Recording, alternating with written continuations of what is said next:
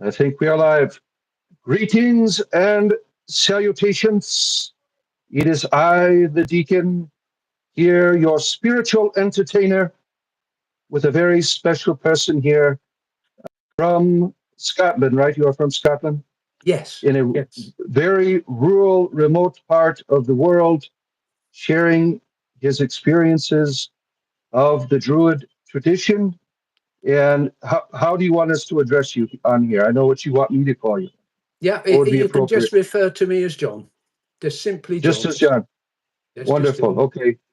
And you have a very interesting story because you didn't start out as a druid. You were a Buddhist. You practiced Buddhism, right?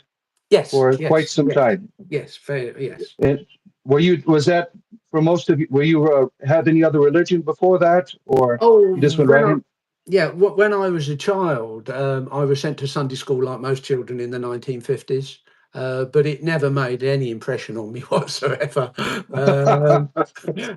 And I was 36 years old when I first walked into a Buddhist monastery.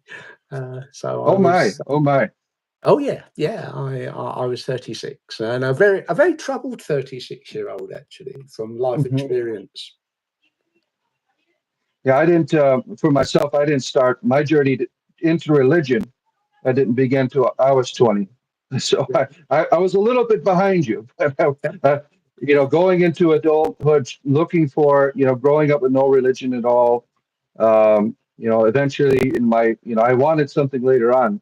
But Yeah. that's interesting. You're 36 years old and you start in what was the name of the particular form of Buddhism? It was the Theravada tradition, which we rather like to call the earthworm tradition. It's a very simple presentation of Buddhist practice that comes from basically Southeast Asia, Thailand, Sri Lanka, that area. And I was fortunate that what happened, the way it came about, was as I say, I was a troubled individual, and all of a sudden, a Buddhist monastery manifested about 5 miles from where I lived.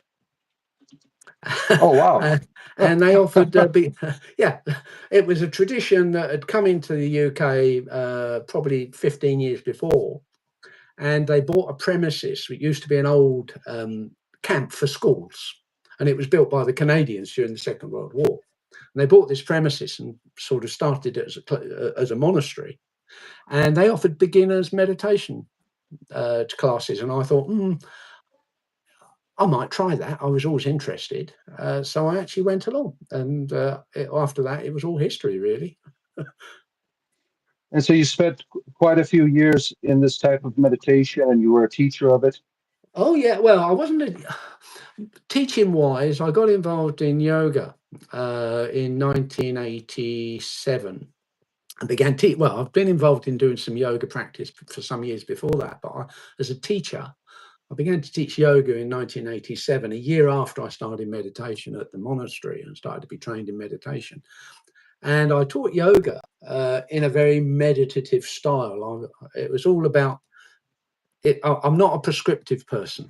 It's about Hmm. people discovering for themselves. And and the meditation sort of bled through into the yoga teaching. And in fact, I only stopped teaching yoga and meditation like that when I moved to Scotland and into this remote Okay. location. And I was, I think, 65, 64 at the time, I think, when I stopped teaching yoga. But yeah, but the Theravada tradition it came from Thailand. It's a very well, the Buddha, when he was asked by his monks in the Theravada tradition, when he was asked by his monks for a teaching, he said, "Do good, refrain from doing evil, and be mindful." Hmm. And Hmm. so, from about 1986 up to the present day, Buddhism was sort of.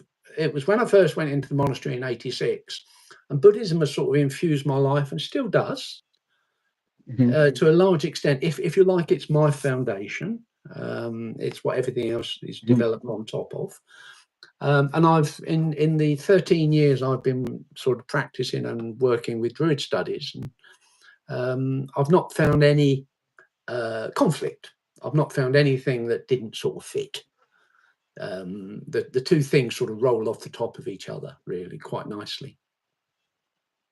Interesting. Yeah, one of our people in the Brian, he had a similar background. I think you were 20 years, Brian, doing that type of Buddhism that you mentioned there in the chat.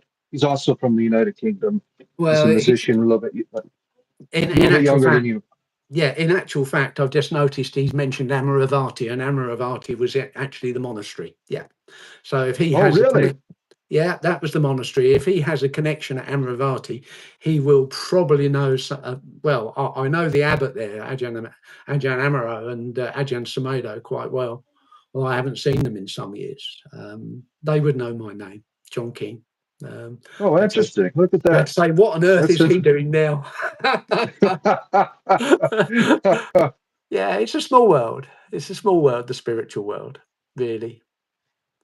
So in going up north, did you do that before you entered the Druid tradition, or was this um, something that you just went up there and became a Druid? Or I know you mentioned it had to do with your meeting your wife and that experience integrating you into the tradition of Druidism. Well, it's a lot more complicated than that. I've Oh, had okay. a very unusual and somewhat colourful life. Um, and when I was 24, I got involved in mountaineering and rock climbing. And that sort of was, at the time, was so important to me because I was a troubled being.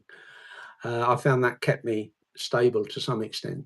And so I used to travel all over Europe and also Scotland.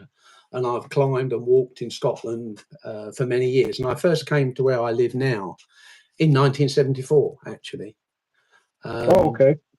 but I didn't actually manage to move here until 2014. It was 50 years or 40 Oh, years. wow. It was 40 years. Wow. And I used to come back and come back and come back and come back. And I met my wife in 2011. Okay. And when I met her, she was part of the Order of Bards, Ovates and Druids. So Druid, she was doing her studies. And that's how I ended up sort of drifting into the order, really. I certainly didn't intend to, when I met her, I had no idea about Druidry and I wasn't sort of looking for another spiritual path. But talking to her and listening to her, I realized there was quite what it did. The way I've described it to people, Buddhism sorted out my head. um, Oh, I did.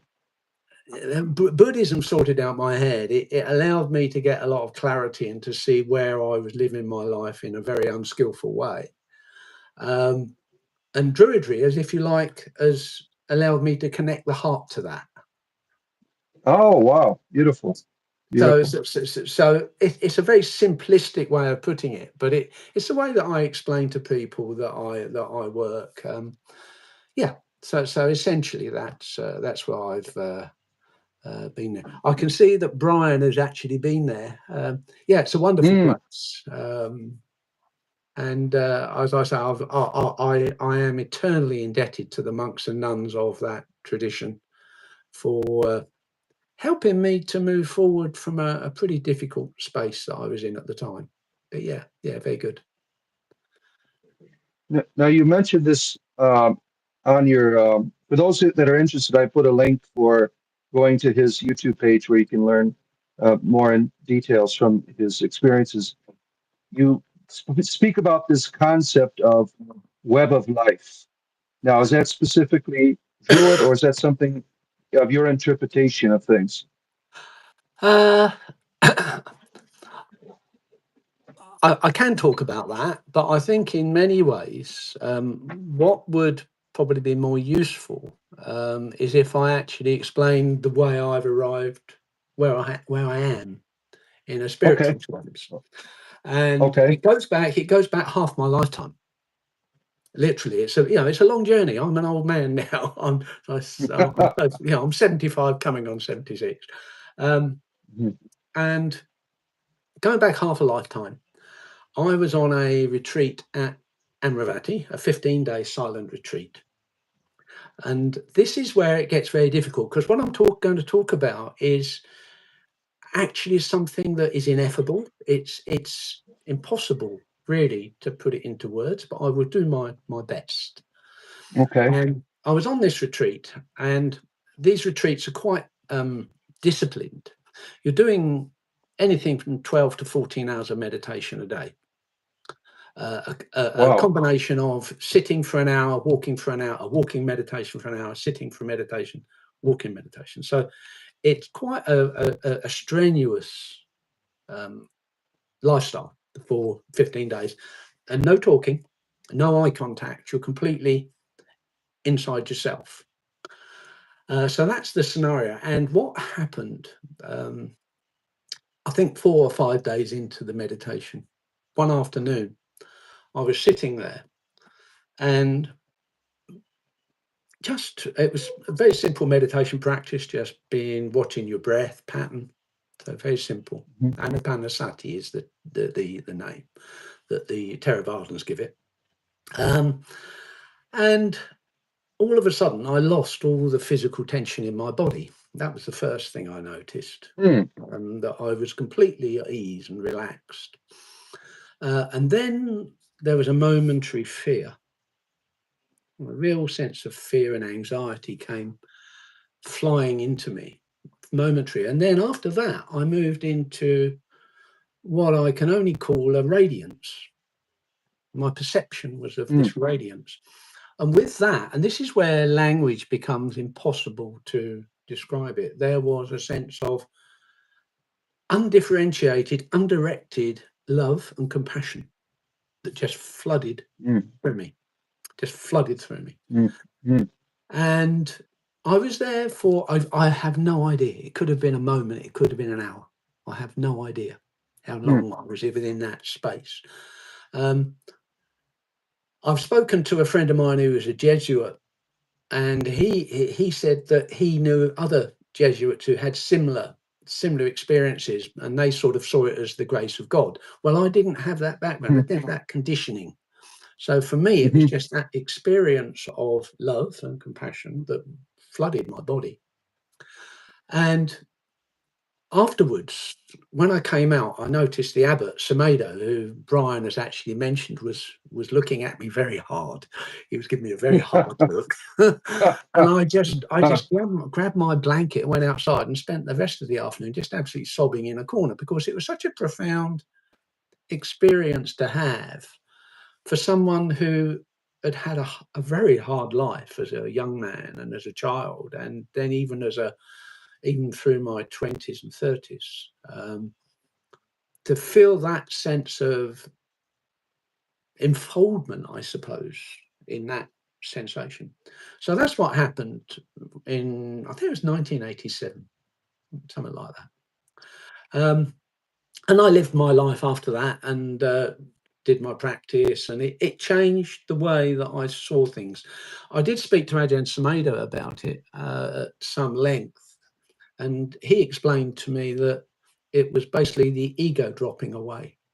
And it was what I experienced, what the Japanese would say is your original self, the Japanese Zen tradition. Although that term isn't used in the Theravada tradition, I experienced that, my original self. So the way I sort of interpreted that over the years was that it was at my core. It was like a seed that was within me. Because it came from it wasn't from outside. It was within this being of you. And then over the years, as I worked with this, I realized that if it's in me, then it's in you. And if it's in you, it's in everybody listening to me. It's in everybody that exists in the world, in the actual world itself. It's a universal thing. And we forget it. We're not aware of it. And it sort of does bring up sort of all sorts of strange sort of connections. So, is it in Vladimir Putin or, or Adolf Hitler? You know, it's in those, and yes, it is. Yes, Mhm. that at the core of that person, if you think they're evil, which I tend to think they're pretty Mhm. evil people, um, Yeah. wicked people, shall we say, rather than evil. At the core of them, there is that goodness. Mhm. And so once you have that realization, you start to relate to people somewhat differently. So essentially, that is the journey that I had with the Theravadas, and that I brought that into my Druidry. Now, when we come to the web of life, and you're that coming, it's an awfully long explanation to your question. I'm sorry for that. Got all Um, the time in the world here. when we come to the web of life, I was doing a video for a small group up in the woods behind my house. And I have this very close relationship with the land here and the water. Mhm. A real, it's been developing over the 10 years I've lived here. Very, very intimate. I am part of it. You know, I am part of the spirit of the woods and the waters. There's a song I have that actually says that I was gifted by the land itself. Mhm. And I was sitting up in the woods and I was filming this to talk to people. And I realized that if that sense of love is within me, and I am truly part of creation, part of the web of life, then that love is in the web of life. And so the manifestation Mhm. of the web of life is from that source of love. Mhm. And it Mhm. was one of those moments that you sort of, it's so obvious when you think about it. And it was only the fact that I was talking to the camera and doing this little video for someone. And it's not on my YouTube channel because I was sitting there naked at the time, um, which is my want. But it was only the fact that I was talking to the camera and giving people this story, sharing this story of mine, that it suddenly occurred to me that in actual fact, that is that is the web of life. The web of life, it comes from a source of love. And it's not lost on me how close that is to teachings of other religions. Right. You Right. know, it is very close to the teaching of other religions. Mhm. You know, you can cite Christian doctrine. Mhm. Um, I choose not to actually give it a name. I just choose Mhm. not. I'm content that it is just as it is. I'm very Mhm. content with that. So my relationship with the web of life is that I am part of it, the same as you are, perhaps the same as even the glass. We'll go there in a minute. I am part of the web of life. That's what I am, and we all are. We're all part of this incredible matrix, and at the source of that web of life is that sense of awareness and love. Yes. Yes. That's that's beautiful. That's a beautiful reality. And I know that you can't give away the secrets of your order. Someone mentioned something as like, is there like any like competition between Druidic orders? Is there like a universal theme? Is there battles that you have with one another? Anything like that? Uh, there are. Well, let's put it this way. Personally, I keep well away from that. There is the odd bit of how shall we put it? Um, there is occasional sort of disagreements within the orders. Yeah, do Um, you have fundamentalism? not really. Certainly, the order that I'm part of, the Order of Bards, Ovates, and Druids, there is no dogma. You know, the way it works is that you sign up to a study course, and you're presented with a series of booklets that's now coming on the internet, and they're doing it. You can have verbal teachings, you know, from the internet as well. Download things, and what it is, it's a series of suggestions and meditations, and you're invited you're invited to actually explore certain ideas through meditation and through ceremony, but you're not told what you've got to experience. That's the whole Oh, thing. really? They're not told what you've got to Really? experience. It's all about how it unfolds for you. And this is what has happened for me by being given these ideas and these suggestions, and then exploring those suggestions through meditation or and through invitation. Things unfold, and my style of Druidry is very different to other people's, even my wife's style of Druidry.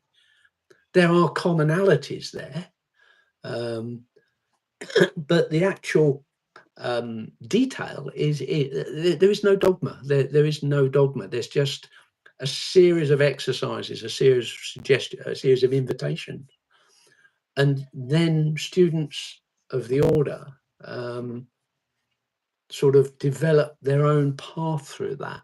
And we joke, you can ask 100 Druids what Druidry is about, and you'll get 110 different answers, and it's very true. And yet, strangely, there's a unity within the order.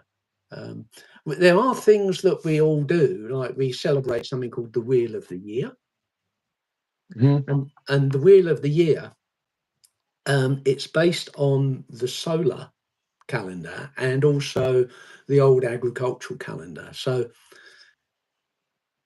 whereas in the Western world, we start our new year at the 1st of January, in the Celtic world, the new year started at what we call Samhain, which is the equivalent of Halloween, the 30th of October. And so the year starts from then and goes into the darkness up to the solstice. So you start Samhain, go up to the winter solstice, and there's a ceremony there. And then as the sun starts to come round, you come to what we call Imbolc, which is related to the agricultural year, and it's the first used milk. That's 1st of February, and that's when we plant, what we do ceremonially, we plant seeds that we want to manifest in our life. And beyond that, you then go to the next of the solar events, which is the spring equinox. We move forward then to May Day, and of course everyone knows about May Day and Beltane or Beltana, and the joy and the exuberance and the sexuality of that. And I'm talking of sexuality in the broadest possible terms, with animals and plants and everything burgeoning, not talking necessarily as a physicality for humans. And from there we go to the summer solstice, which we've just passed, and we have a ceremony there. And then we go to Lunasa, which is another agricultural ceremony, which is the first harvest. And we look at our life and see what we've harvested through that part of the year. Then we go to the autumn equinox, which is the last of the solar calendar. And then from there back to Samhain, which is we generally see that as the time for the dead, the commemoration, the ancestors. And we work back to that. But I've had a question: what does Druidry actually mean? Well, to sum it up, this is to someone called Chemistry. To sum it up, it's a spirituality that is based in nature and the observance of nature. And I've just talked of this this eightfold wheel, this wheel of the year. By following these ceremonies every 6 weeks, approximately every 6 weeks, it varies slightly. It's the idea is to actually help you to relate to the natural cycle of things, not only in terms of the yearly cycles, but also the cycles in your life. So Druidry is a nature-based spirituality, and the aims of the study courses is to actually draw you into that nature-based spirituality and to allow insights possibly to arise. One of the things I will say about Druidry, which I haven't mentioned, is that there are three stages in the order. That it's not hierarchical at all. But the first study section you're given is the Bardic, and the idea of that is to develop your creativity as much as anything. So you develop your creativity within the Bardic grade. And the second grade, once you've worked through that, you have a mentor who will support you, and it's really a support role as a mentor. You then move into the ovate grade, which is the grade which involves things like divination, herbal law, star law, things like that. And then again, you can then move on to the Druid grade, which I've recently, actually only a few months ago, completed, which is more to do with the ethics and service to your community and service to the wider order. It's taken me 13 years. It's taken me 13 years to work through it. Wow. Wow.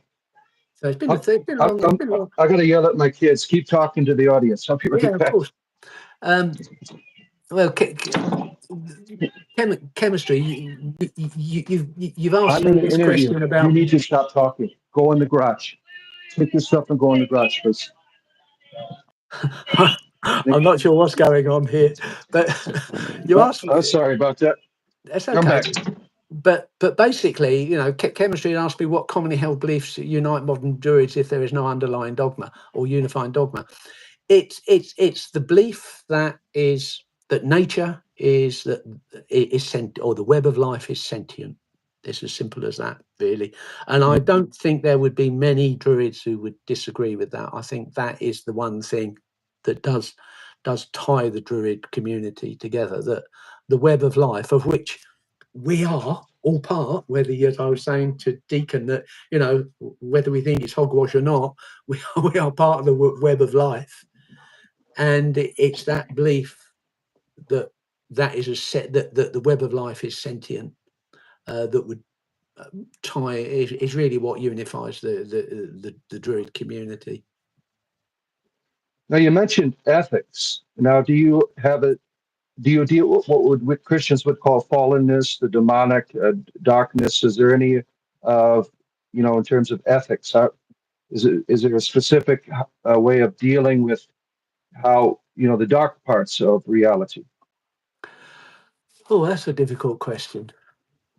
I think I can probably answer that better by stepping back into my Druid roots and referring to Ajahn Sumedho, which Brian has mentioned.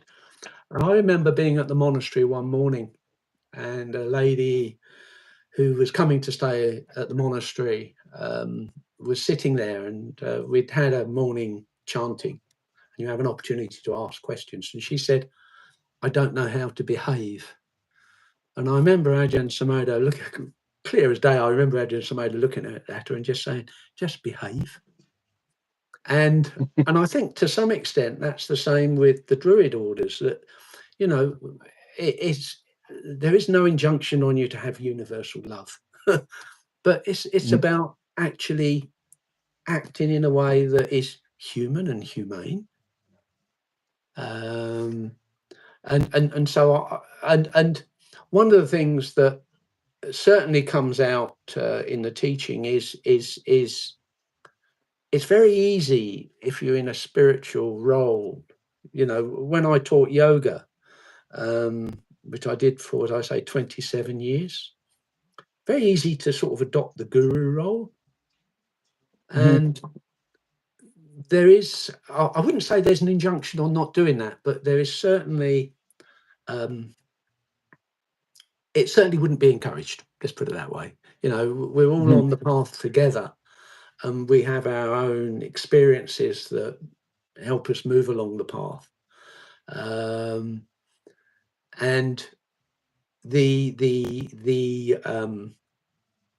that is what that's the way we work. And chemistry, again, as mentioned the song of Amagin at the beginning of the book, strikingly familiar to the chapter in the Gita. It's also very similar to the tale of Taliesin, and who is the story of Taliesin comes from about, I think, the 3rd or 4th century, and has been written down and come to us through something like the Red Book of Carmarthen.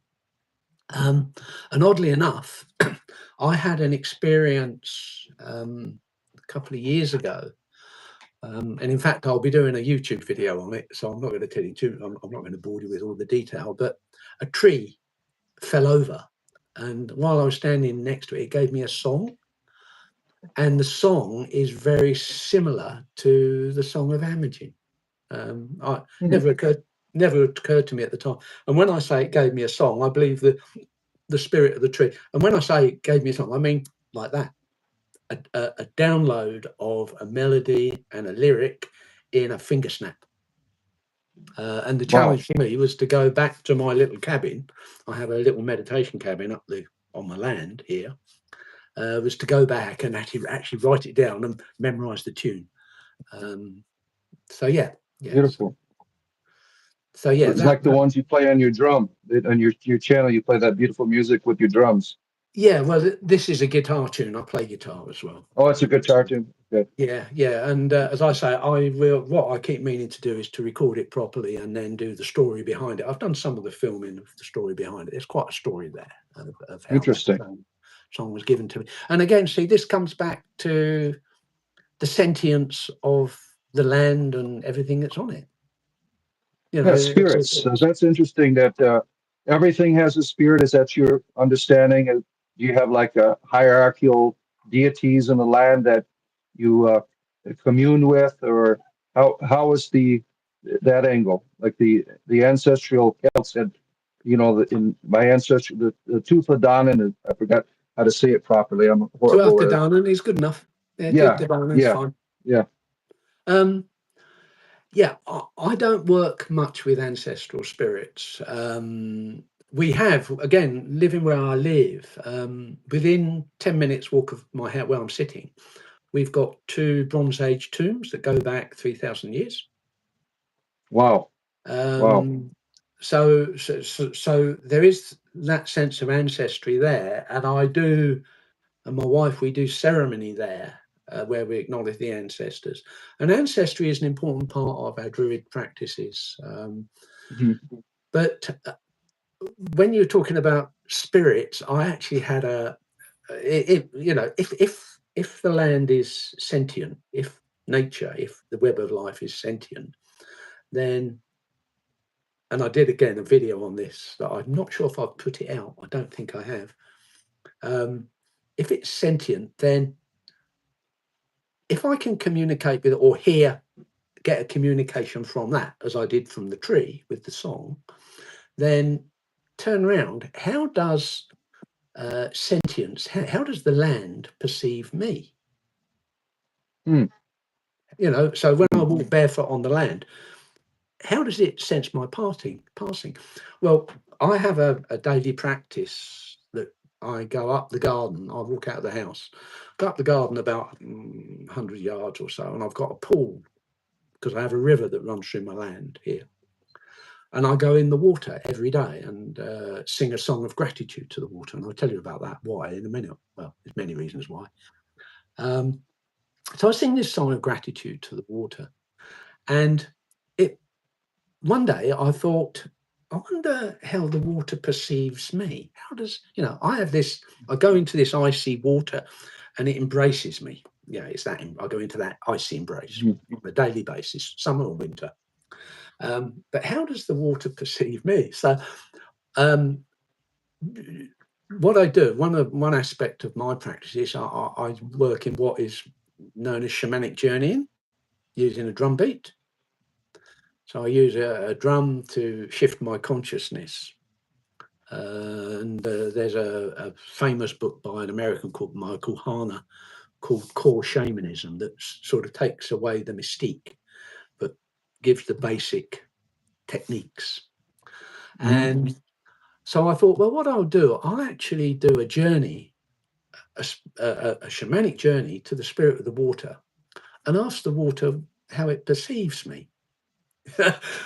And I got knocked completely off my anthropomorphic pedestal, because what came back to me is this: well, you're just like a boulder. I'll flow around you.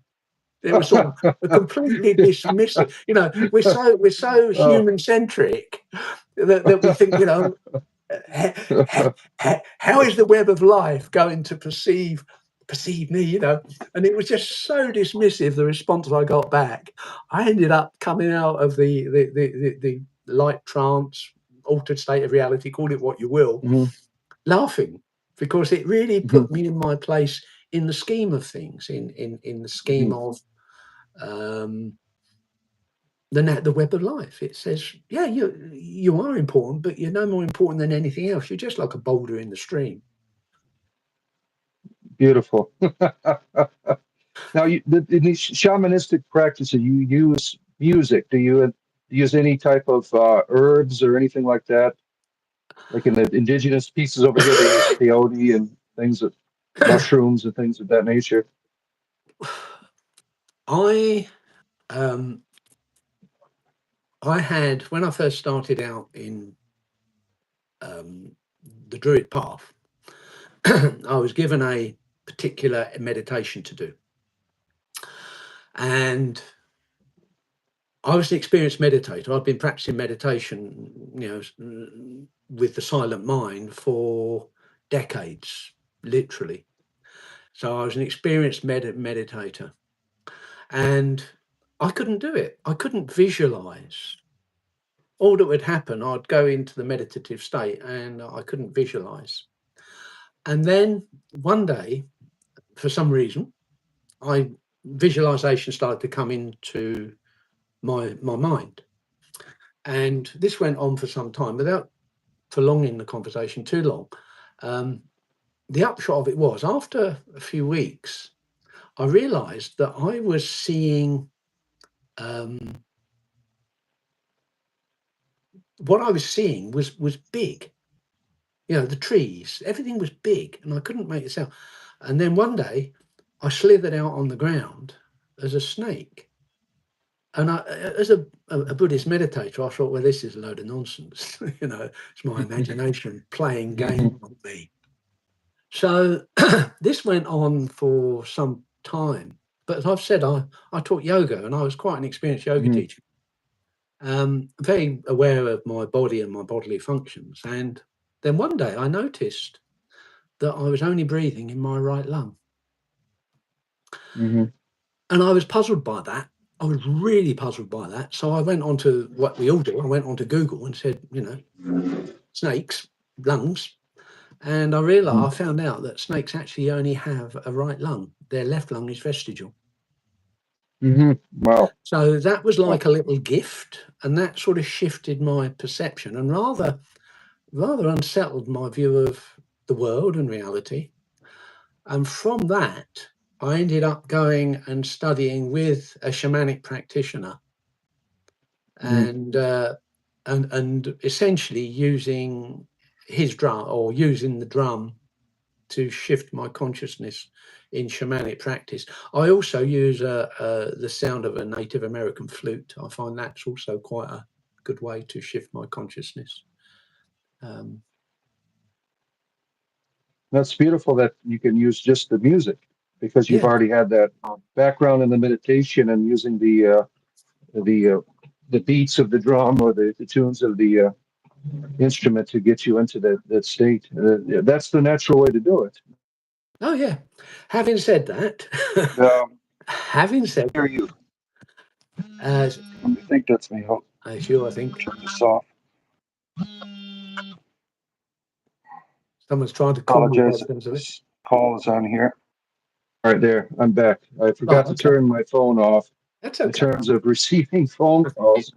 Having said, you were talking to me about herbs. Now, I'm not sure how appropriate this is for your Yeah, go ahead. This is all open here. There's no limits here. Right, we could get. Brian was hoping we'd get naked too and get on here, but I don't feel comfortable. It wouldn't bother me in the least, but you might get some complaints.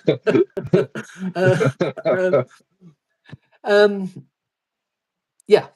What happened was I developed this relationship with the land and with the water. And because of my meditative and shamanic practices, I'm aware that the mind is quite guarded. I don't know if any of your listeners or yourself have ever heard of Richard Harold Booner. No, He's I have not. no, he's an author. He wrote a book called The Imaginal Realm, Mm. and in the imaginal realm, he talks about the way we gate our senses. You know, when we're born, we pop out into this world and we're open to everything, and it's just too much. So as we Hmm. grow up, we start to cut down our sense impressions. We start to gate them, and then we Mm. become subject to the pressures of society and the mores Hmm. of society, and things like nakedness. No, we mustn't have nakedness. Talking about Well, sex. Brian's No, naked, no, he we says mustn't. over Yeah, oh, no, we mustn't have, we mustn't have. Oh, no, no, no. So anyway, what happened was I was conscious that even though I'm a very open person, there were still these gates around me, and I made a pact with the land here that if the land gave me there. psilocybin mushrooms, I would take them. Hmm. And last year, I was gifted a couple of grams of psilocybin mushrooms, Hmm. and I went up into the woods um, by the burial, one of the burial mounds, and did a ceremony, and then went back to my cabin and prepared the gift into a brew and took the psilocybin. And what it did, it's easy enough to actually intellectually talk about being part of the web of life. That's easy. We Hmm. can all say, yeah, of course I am, so is everything else. Um, we can then have that sort of intuitive knowing that the web of life is maybe a bit more um, complex than that. Hmm. And what happened for me when I took the psilocybin is that the web just manifested. I was able to actually Hmm. physically see the tendrils, the interconnectedness of everything, from the stars to the trees to the water to Hmm. myself to, you know, uh, well, a camera. Because in actual fact, it's all a gift of the earth. Hmm. It's all a gift of the earth. It's all part of it. In actual fact, I did like a video diary of the experience, and I could see the way the web of life interacted and sort of permeated my own body and the cabin I was in and the glass window and the camera I was using and everything. And it was just so I moved from that intuitive knowing to an actual knowing, a real sense of actually being conscious of it. And the other thing that was really, um, excuse me, that was really sort of quite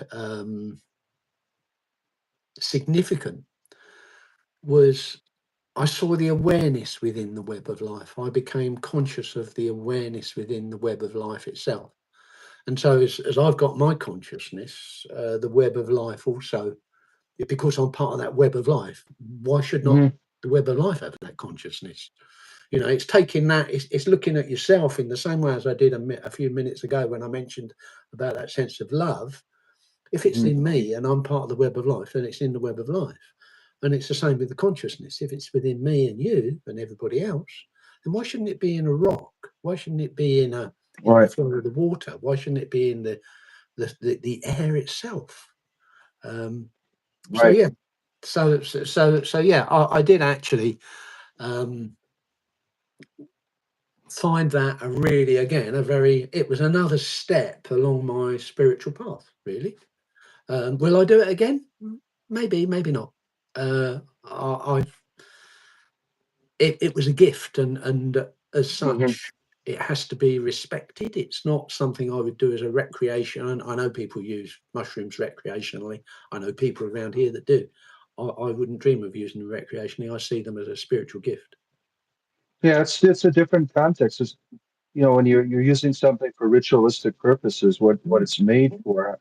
I remember when I was younger, before, in my long-haired hippie days, experiencing psychedelics, and I guess I had a similar experience because at the time I had everything. I had I was living with a beautiful woman. I was making a lot of money. I was a drug dealer, and I was experiencing with these psychedelics. And when I took them, I realized that there was so much more to life and how empty I was inside. And I guess that kind of put my mindset to another journey to seek greater awareness. Now, I'm not telling people that it's a good idea to do what I did, but it had a purpose. It had a purpose, and certainly um, that interconnectedness, is never absent, no No, matter what type of, even if, in my state, it was one of abuse, but it was still reaching out and saying, there's so much more. There's so much more. Come find it. Come find it. Um, that's the problem with a lot of psychedelic abuse is they take it out of the ritualistic context, which is so essential, so essential. yeah, and And the other thing that I did, and in fact, someone asked me why I did it in my cabin. I was alone, and I'd never, I was 73 at the time, just before my birthday, and I've never dabbled. I've been drunk plenty of times, but I've never dabbled with psychedelics, and I didn't know what was going to happen. And I not only did the ceremony, but I made myself. I went to a place that is my little meditation cabin is my safe place. So I did it in a Mhm, safe place so that I could really relax with it. There was no anxiety around it. I could just let it flow. And I remember walking outside onto the decking outside it at sort of 1 o'clock in the morning, and it was a beautiful night. And just looking up at the stars and feeling that sense of just unity, that sense of being mhm. at one with everything that is. It was a remarkable experience, and such a gift, really. Well, not really. It was a gift. It was an Yeah, incredible yeah. gift. That's Coming back to the water, one of the things that I didn't mention, when I go in the water, I sing a song of gratitude to the water because, unlike sort of the majority of the population in the Western world, I actually don't live on a mains water supply. I don't have a mains water supply. My you get water, it all from naturally, yeah, my water right comes from from the. the river. It comes from the Yeah. river. There's a Okay. small dam, Cool. and so I am actually part of the river. Literally, I'm probably, what is it? 70% of us is water. I am actually Yeah. part of. Yeah. I am literally part of that river, and each morning when I go in it, it's like sort of visiting a lover, really, just that reacquaintance. And I sing a song of gratitude each morning to the river itself, and it's part of my ritual life. Very important part of my. I find it very difficult when I'm not here. In actual fact, Mhm. because I feel I don't. I feel I find it very easy to feel connected here. I don't feel it very easy to feel connected when I'm away. It takes quite some time to actually connect with the land where I am if I move away from here. And speaking about like drinking the water in terms of ecology, there's no pollutants. So where you're at, so everything is safe. There might be the odd dead deer in it, but no. The reality of it, the reality of it is, it rises about 4 miles back in the hills in a number of small streamlets and flows down. And there are no stock. There's no cows or sheep up there. There are wild animals. There are red deer and things like this. And all we actually have to do is filter it because it does get a lot of sediment from the peat, the land up above us. And just to explain to people, if they're not sure what peat builds up in wet areas when the ground is very wet, and Right. it's improperly decomposed vegetable matter, holds a lot of water, and when we have very heavy rain, as we've had well, up until yesterday, we had 3 days of torrential rain. The peat, the water Quiet. turned brown from the peat, and so we actually put it through a filter system to take out the debris, but that's the only thing we do to our water. So it's actually live water, what we call live. There's no pollutants, there's no chemicals. It's got a completely different taste to what you buy or what you get out of your tap or faucet. It's a very different, very different. That's one of the problems with modern mentalists. They don't have the spirituality. It just make you feel guilty. But someone like yourself who has a connection, it is a matter of spiritual principle. It's a matter of um, goodness and value in that terms. One of the the environmentalists. They're always making feel people guilty, but guilt doesn't help it. But when you recognize the spirituality, you can see why you have to value um, the water and the land. I Interesting, don't know if you deal with those question. people. There's an interesting question to you, Yeah, actually, Deacon, about water. the way that Druid is talking to the water and the effect it causes. Do you think similar processes happen when priests blesses holy water? Yeah, the idea of the blessing of water is to return it to what water was meant to be. The waters is to be spiritual. That is the natural reality of the foundation of the water. The water is part of the kingdom of heaven. The water is water from Eden. And so what the blessing does is it returns it back to what it's supposed to be, which it allows you to be connected to God. Just like in the liturgy of the church, we have, well, it's the Eucharist. I'm sure you've heard about it. The bread and the wine. The bread and wine become what bread and wine are meant to be, a way for you to connect to God. That's how all of the created order is meant to be. It's by nature, it's spiritual. Like going back to the mythology of the Garden of Eden. The garden wasn't just nice stuff. It was the way that God was experienced.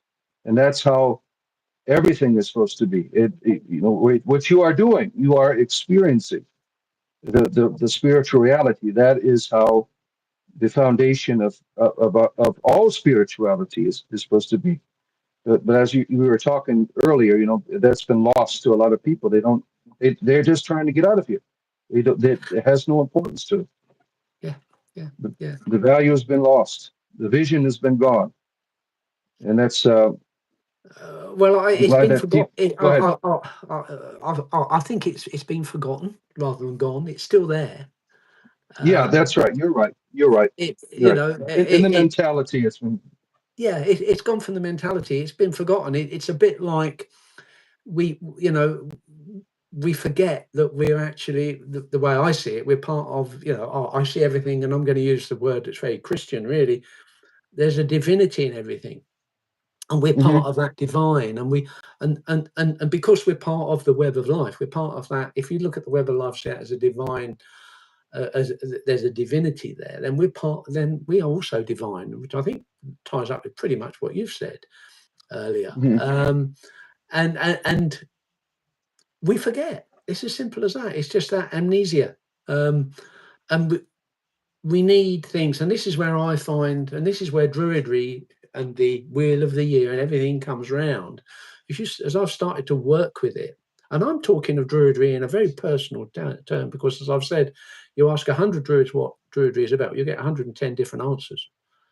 But for me, the way Druidry has worked is to actually use the wheel of the year, use my physical form in relationship to the land and the air and the water and the mud and the midges and the scratchy brambles and the stinging nettles and all the other bits, to actually remind me that I am part of that divinity. I am part of the whole.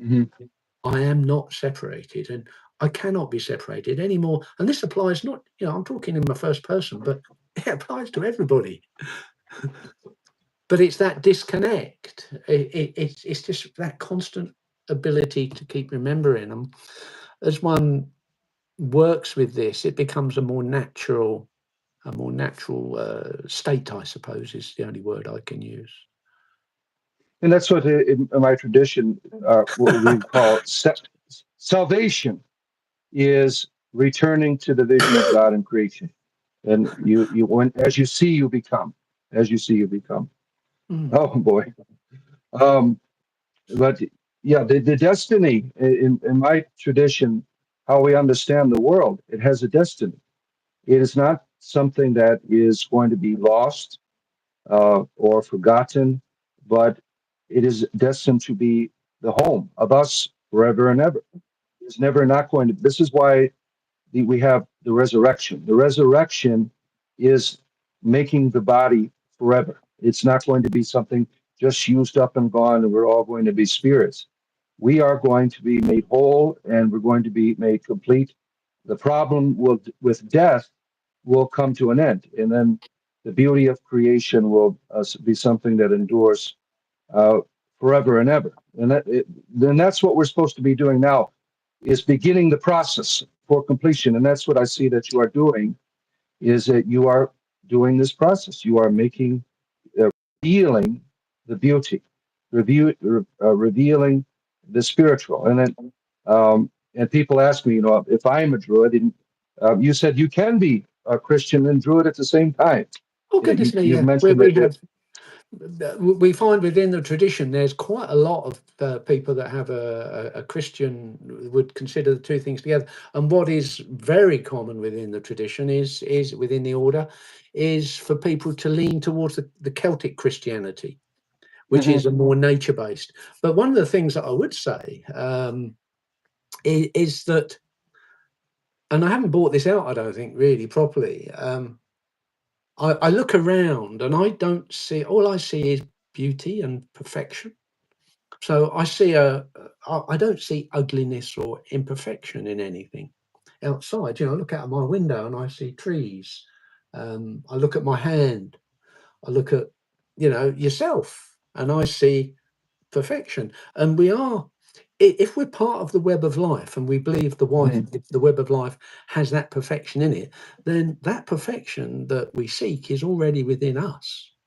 We are mhm, part of that perfection. We're not other than. We cannot, once you make that step, and like I have, and see that love and beauty and perfection in everything, then it's in everything. We've not got to go mhm. anywhere to get it. We've just got to Right, right. realize it for ourselves. And that's the way, that's the space that I inhabit at present. I actually wrote an article for our Order magazine called it "Falling in Love with Myself," because in falling in love with the land, if just what I've said, if you know, in falling in love with the land, how can I not fall in love with myself? And there's Mhm. nothing narcissistic about that. It's not about, I'm a big I am, I'm lovely, I'm wonderful, I'm perfect. It's not that sort of stupid tradition, falling in love. But if I fall in love with the land and I see perfection in the land, then it's it would be inconsistent, I suppose, not to actually feel that way about myself. And, Right. and to see that love within myself and that perfection within myself and that beauty within myself. I'm an old man and I've got wrinkles and saggy bits, and I'm not the yoga body. Not the yoga body I was when I was 45. I'm 30 years on from that, and I'm comfortable with that. That's the point. I'm comfortable with it, and when I say fall in love with yourself, I suppose it's about having that sense of self-acceptance and comfort with yourself. That general sense of being comfortable with who you are. Mhm. So, what would you say to someone who has been disenchanted and is listening now? What would be like the first steps to encourage them to begin this journey of seeing, of of they have in a state of, as you mentioned in one of your, like gnosis, returning to this what has been forgotten. First things first, wherever you live, get outside. Get outside, feel the wind. If you're in the middle of a city, get outside and feel the wind on your face. Go out in the rain and feel the rain on your face. Go and connect with the natural world around you as in the best way you possibly can. I'm privileged. I live miles from anywhere. I live in a beautiful place. Yes, we have midges, and I noticed someone saying, "No, not midges." We have midges, but I live in a beautiful place. I can be free. I can walk around however I wish. But whatever your circumstances, go out into the woods, go out into the trees. I remember, as I've alluded, I had some very troubled years, and we're not talking of a few years. I'm talking about, well, up until I was about 36, really, but certainly from 20 to 36, I was involved in. I had a pretty traumatic experience when I was 20, which really messed with me, and I remember going out to a wood one day in a great emotional turmoil and just sitting at the base of this tree. And it's a long time. I was probably only 22, so it's 50 odd years ago. And it's a long time to remember it, but it was as though the tree spoke to me. What I realized was that, and this is long before Druid or even meditation, nearly 15 years before meditation. What I realized that tree just stood there and gave. It gave, its leaves fertilized the ground. It's that the bark was being eaten by beetles. The leaves gave off the oxygen, took in the carbon dioxide, gave off oxygen. It was such a benevolent sense of being near that tree, and it didn't ask anything in return. And so in answer to your question, just get outside and just listen to begin. Just listen. Just, we have these thoughts that, and I've, crikey, as a meditator, I know all about those. You have these crazy monkey minds that jump around all over the place. And just, you can't stop them, but just learn to just be aware of them and be grateful for them, if you like, almost welcome them, but don't get caught up in them. Just see them as you're looking through a glass window, seeing your thoughts walk along the other side of the street. And just listen, and then sometimes just ask. The bounty of nature is all around you. Just ask. Just say, help. And that is, that would be my answer. Or someone Beautiful. says, "I've got to find Are an you oak doing tree." good on time? Are you doing good on time? Yeah, I'm fine. What is the time? I've Okay. no idea. Be going an hour. Yeah, that's fine. Okay. I'm easy for a while. Okay. Oh, now speaking about insight, we have these things that in our culture that is keeping us from not seeing. And I was wondering the position in terms of the Druid community on transhumanization, like the idea of becoming robots, the idea of genetic engineering. Do you have any thoughts on that? The artificial to me is a contradiction to what is natural. That's my position. But I Yeah, was wondering what your thoughts would be there. I can go along with that to 90% of the way. The only thing that I would say about that is that when I had my little psilocybin trip, and as I say, I used a camera to do a video diary. I realised that is also part of this wonderful web of life, and we've used our ingenuity to create that from gifts of the earth. So, yes, as I say, that's the only thing I would say. There is nothing wrong with the gun. It's when it's picked up and pointed at someone. It's and we could get into politics here. I'm anxious to avoid that, really. But it's the capitalist system. I do think that one of the main, we see this epidemic, and I don't know what it's like in the US now. I suspect it's similar. An epidemic of mental health issues with young people. Scotland, for instance, we have a mental health issue. We have a suicide issue with young men. In the limited time I've been here, which is 10 years, and this limited area, you're talking of a very small population. You're talking about 1,200 people. in 400 square miles. So we're talking of a very limited population. I know of 4 families where their sons have died either by suicide or drug overdose. Oh my, it's horrible. Yeah, It it's is horrible. unfortunate. It's Yeah. horrible for people, and I think a lot of the problem, and this is sort of coming into your question, I think a lot of the problem is this disconnect. You know, the fact that Mhm. they do see the world as artificial, and they feel helpless within the world to do anything. And you know, it's tea and sympathy. The only thing you can offer these people is, I'm not a trained psychologist. It's tea Mhm. and sympathy, and you know, go out into the world, go out and sit by a tree, go out and sit by the beach on the shore, go and have a swim. You know, but don't go too far. Yeah. You know, go and experience life in the raw, literally.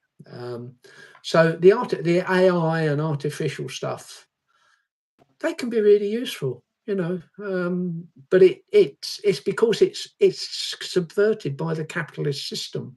Mhm. You know, it's all about profit. It's all about making already. I'll be political here. It's about Mhm. making already wealthy people wealthier. It's not about lifting up the mass of mankind, which is what my political affiliations lead to. You know, lifting up the human race, whoever they are, actually improving their lot and their conditions and their lifestyle and their opportunities. And it's quite possible to do that. You know, Mhm. I rant on about the UK. We've had 14 years of austerities from 2008. We can't afford this, we can't afford that, we can't afford anything else. And I've seen our society start to fragment. And in my former life, I was an architect. That's what I did for a living. And one of the jobs I had to do was modernise a town centre. And the town centre the town was developed after the post Second World War. It was designated what we call a new town. And the UK, after the Second World War, was on its knees financially. It had massive war debts to the American people because we'd gone at lease land. We owed you the equivalent of billions. Mhm. And yet the government that came in was able to, in the town that I did the reason I did this, as part of the town modernisation of the town, I was given money to put up public art. And I wanted that to reflect the history of the town, that we went back to pre-Norman, Saxon times. And so I did quite a lot of research. And what I saw was that 1949 to 1954, in that one town, they built 5,000 houses, they built shopping centres, they built schools, churches, they built public houses, community centres. They did that. They did that. They also set up the National Health Service. They set up the welfare state. They set up all these things to lift the population up, to give the population a better life. They did that with all those war debts. And yet, I'm only talking about the UK deliberately. And yet, since 2008 and the financial crash in the UK, we've said, oh no, we can't afford that. We can't afford this. We can't afford that. We can't afford that. We've got to privatise that. We've got to do this. We've got to do that. And the difference is the political will. And there isn't the political will in our country to actually do what was done post-war. And I Mhm. remember talking to my father, who was wounded in the war. He was called up and was part of the war. And he said, well, the reason why is, John, he said, because they had 6 million men under arms and they'd have had a bloody revolution. Mhm. And Mhm. yes, and so, yeah, so sort of bringing politics into this, I believe firmly that everybody is entitled to a share. Everything, you know, Right. the earth. It's all about respect. You know, respect for the earth. If you respect the earth, if you respect yourself, and you have a sense of gratitude and a sense of wholeness within yourself, then that just spreads out. That just spreads out into everything. So you respect the land, you respect other people, you respect the things you own. The throwaway society starts to disappear. You know. Yeah. Speaking of like share, like if I were to go, I have 8 kids, and if I were to go to the grocery store, I couldn't buy regular food. I have to buy fake food. It's like there's an agenda against what is natural. And Yeah. because you aren't able to eat what is natural, the next step is you have to rely on another force. So we call that big pharma here, where they're giving you all these false chemicals and keeping you enslaved, and you are dying. You're literally eating crap and dying, Yeah. and you are Yeah. prolonging your death even more. This on the naturalness, and it has a big money trail, but it's in terms of spirituality, it's really an evil force that really is doing all of this. It's enslaving the world, and I think that Yes. in terms of the transhumanization, I think is the next step in terms of controlling the masses. We keep getting away from the natural. It's causing us physical problems, causing us mental health. If you go to, like, we have this community of people in the United States called the Amish. I don't know if you ever heard of them Yes, over there. I know of the Amish well, actually. Oh, you do? Okay. Oh Yeah, yeah, yeah. they're very stable people, mentally, healthily, everything, because they live in the natural. They live in the real. It's not an artificial.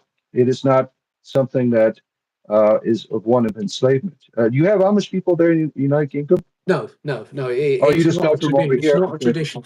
I during the 1960s, when I learned to play guitar, I got the only real sort of stuff going around was Alan Lomax and the American folk revival.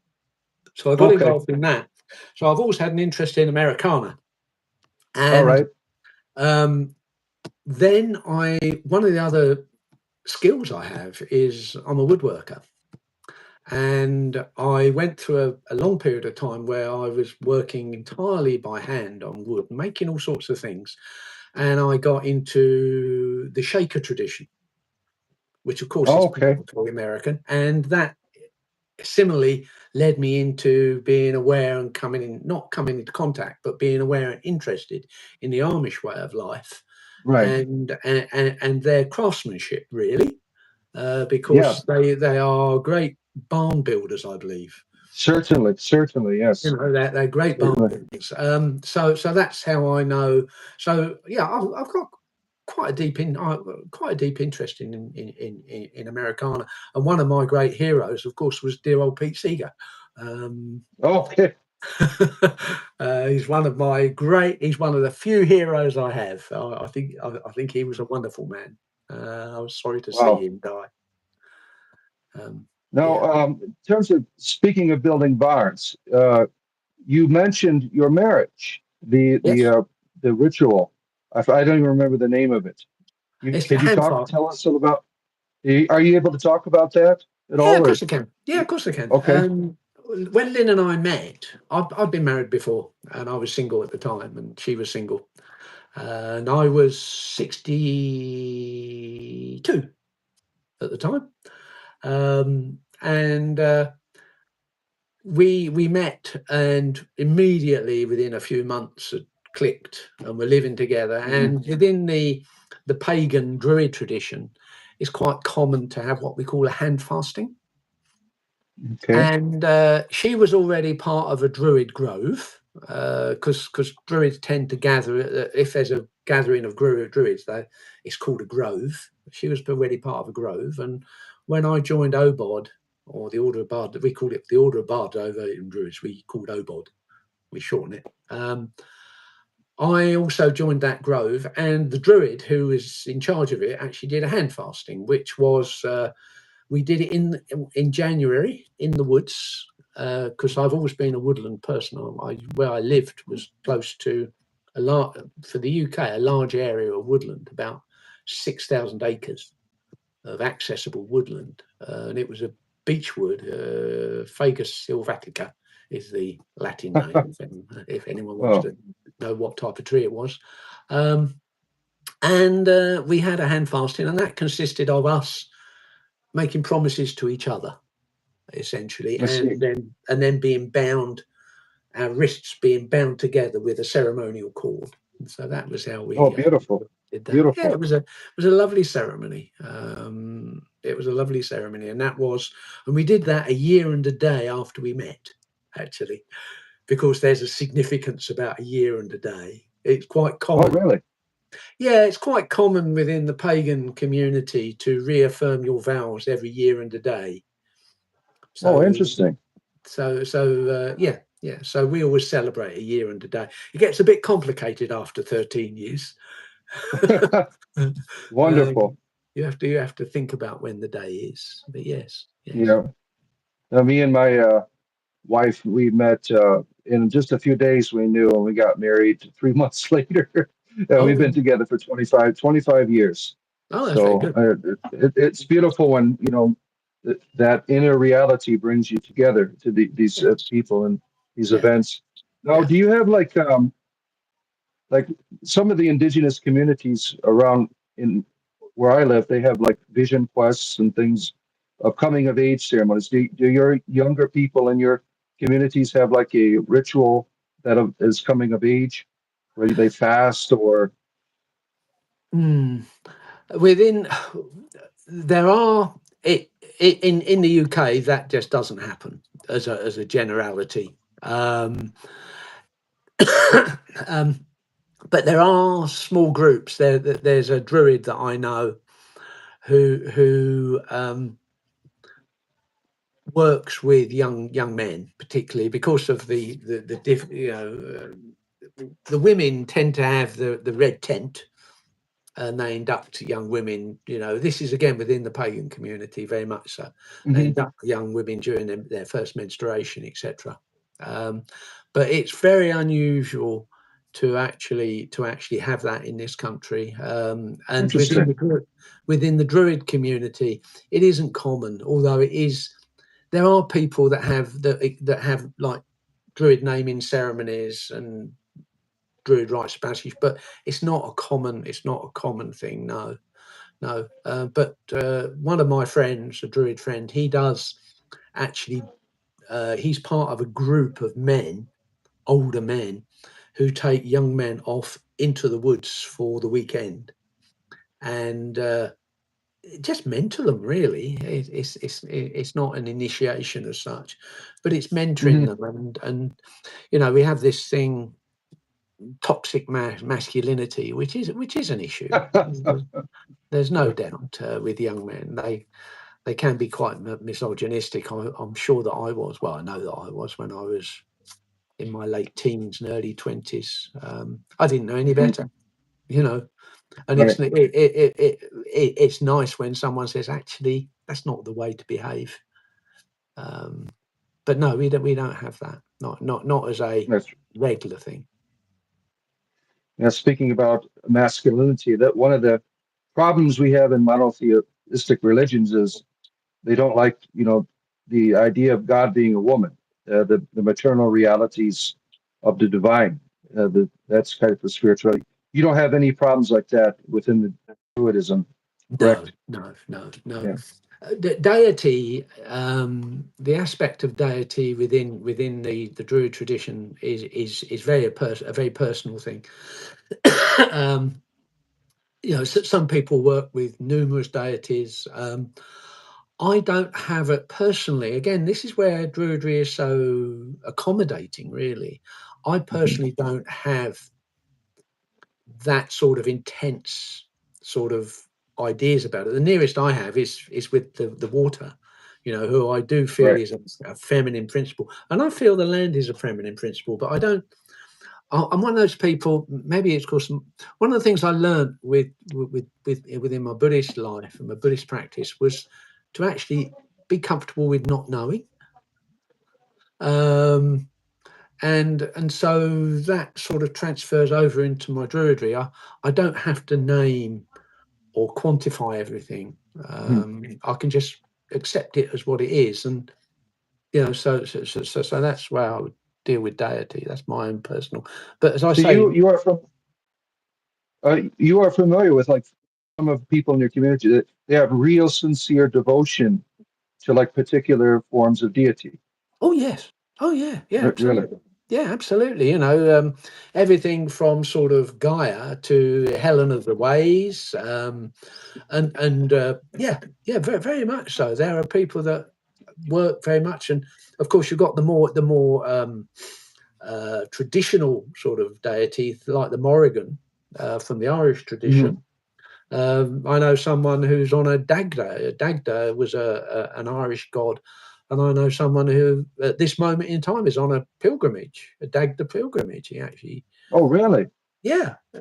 So, and again, see, this is, I suppose, you know, I grew up with the hippies. You know, basically. Well, 1965, I was 16 years old.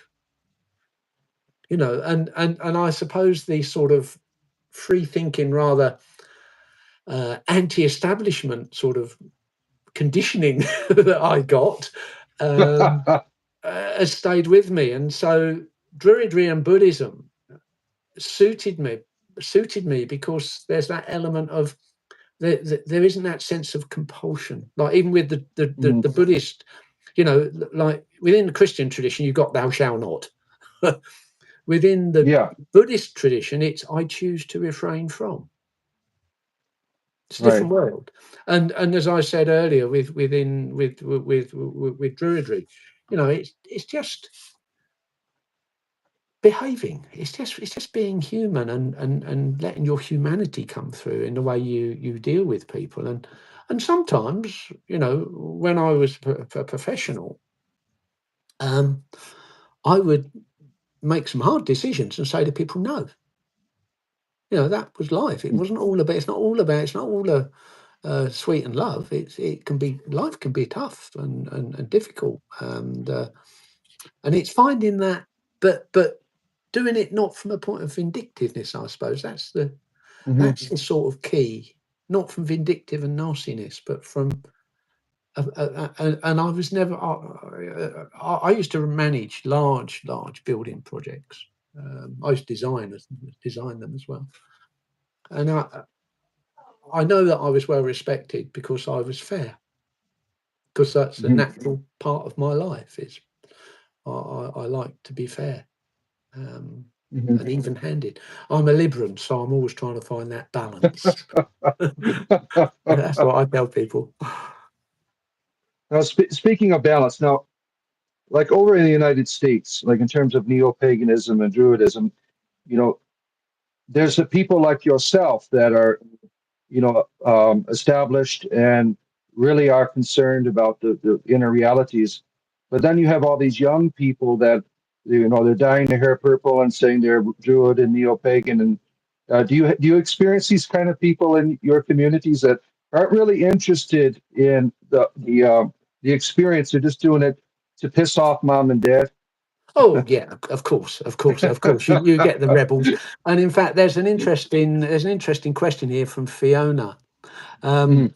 The significant crossroads. Well, I suppose the significant crossroads are when you move from the Bard to the Ovate to the Ovate to the Druid. They really are the significant crossroads. The training that we get through the study courses are very different emphasis, and they are significant. And um, one of the nice things is when you finally actually get your approval, because what happens is we go through the course, whether it's bards, ovates, or druids, and at the end of it, you have a mentor.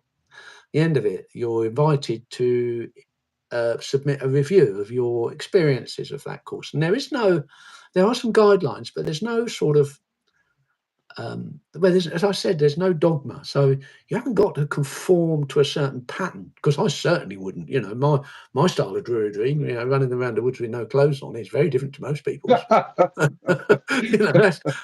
the truth of it. But you're not expected to conform to a particular pattern. What they want to see is that you've worked sincerely through the course material, and that you, there has been some sort of change in your perceptions. That's what I'm really looking for.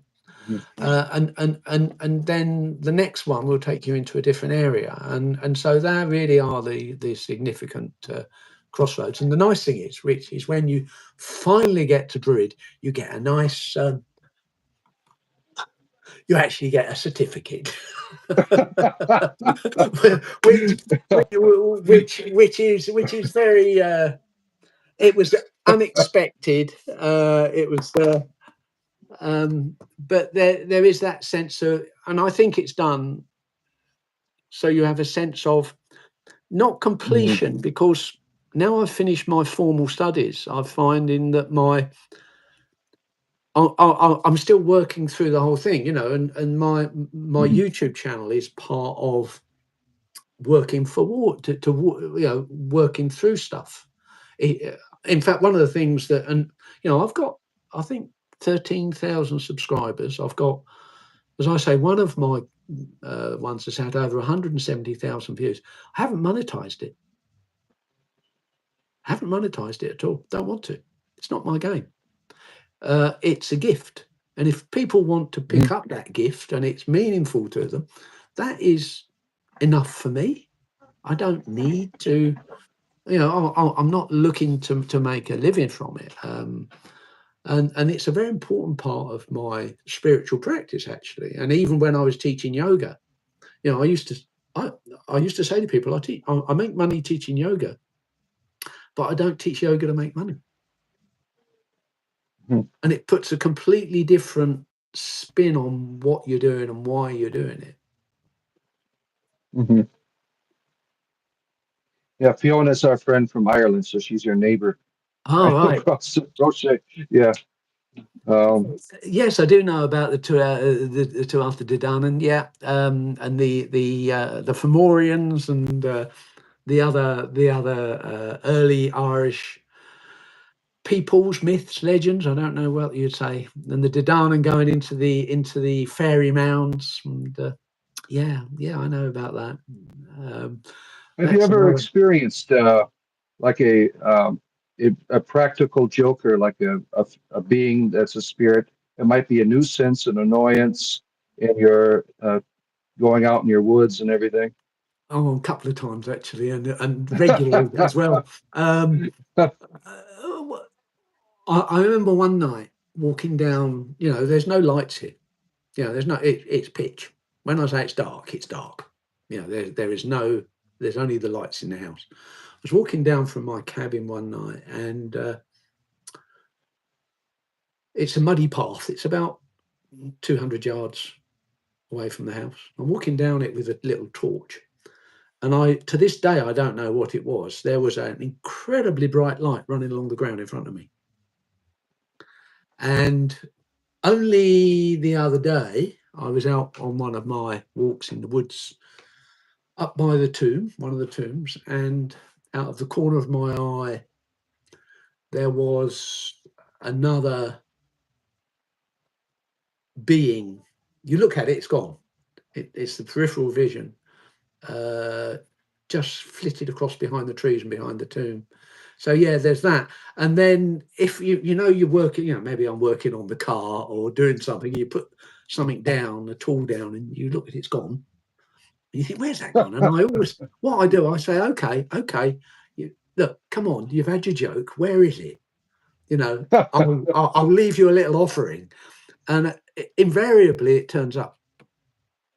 Invariably it turns up, and I think it's these little sprites and spirits who are playing little games with me. So yeah, it is a reality.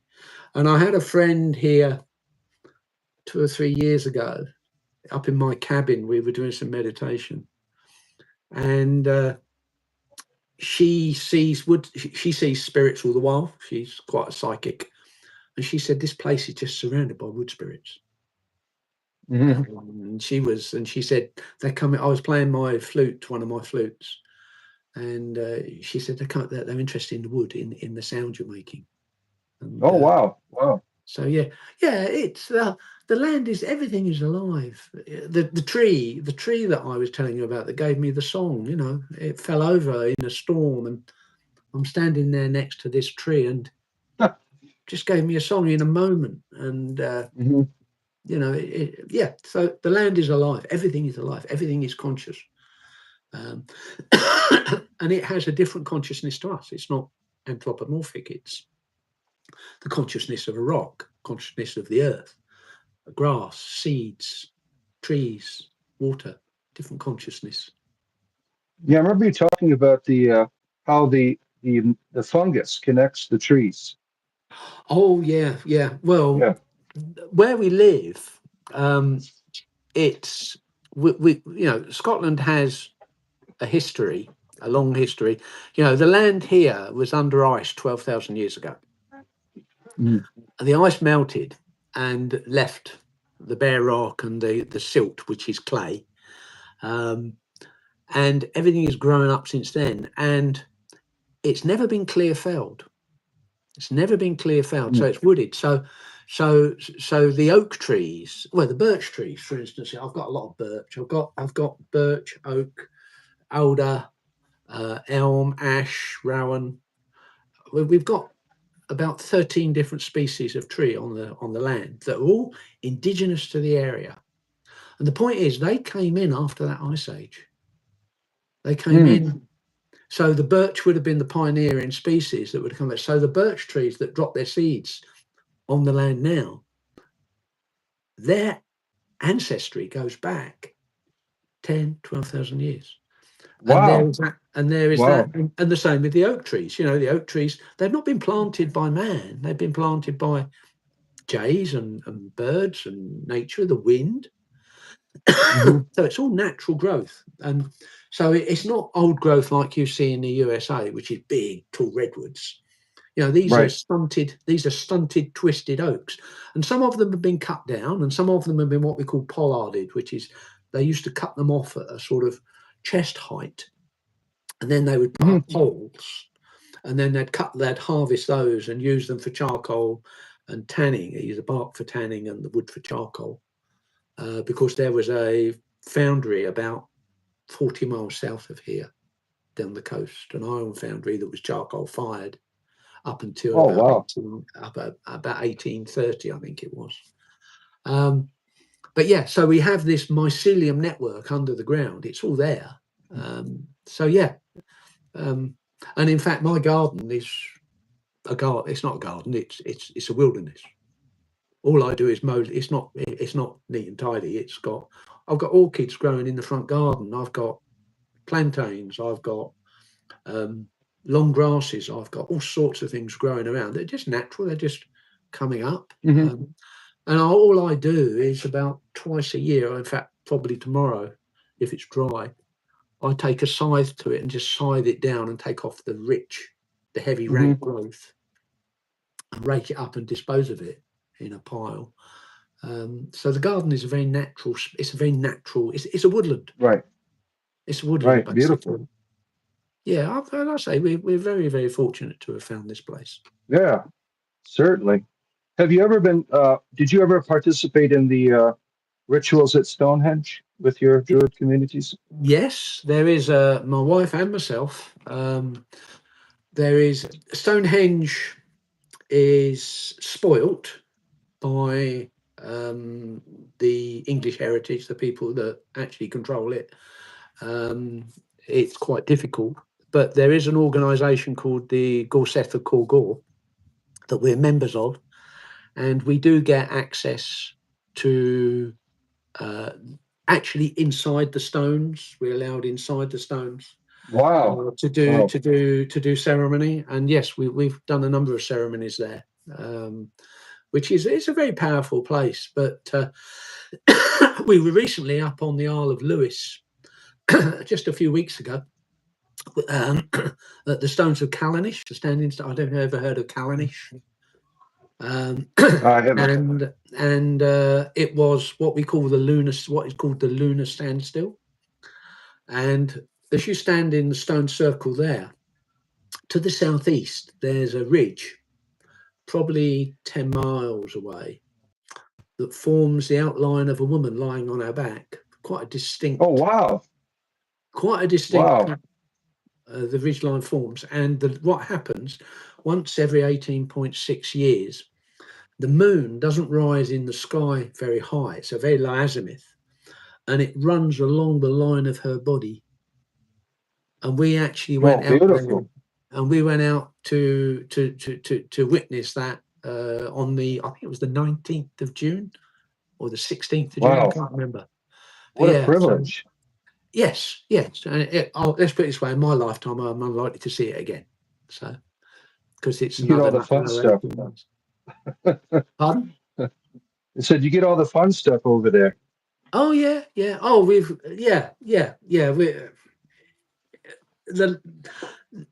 well, just down the road. I talk about the Bronze Age tombs up the hill. There's two there, and just along the way towards the west, about 5 miles probably, there's a Neolithic tomb. Wow.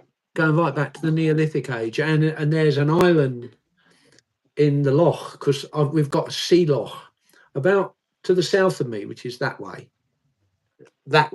Wow. About 300 yards, there's a sea loch that comes in from the Sea of the Hebrides and comes inland about 20 miles, called Loch Sunart. And on that, there's an island on that, and they've found a Neolithic midden, where the Neolithic people basically used to harvest the seafood, the limpets and the mussels, and cook them, and they've left all the shells, and there's all these big piles of shells that go back to wow. times. So we're surrounded by this sort of depth, layer upon layer of history. Yeah. My dream is to one day go over and find a place like Stonehenge and just meditate right in the middle of one of those stone circles. You probably already did that. Well, yeah. If you come to the UK and you want to go to two places that exude spirituality, and to this day, there's two places to go. One is Glastonbury, and you've got Glastonbury Tor, which is a really special place, and you've got a very unusual phenomenon there. You've got at the base of the Tor, it's been venerated for millennia.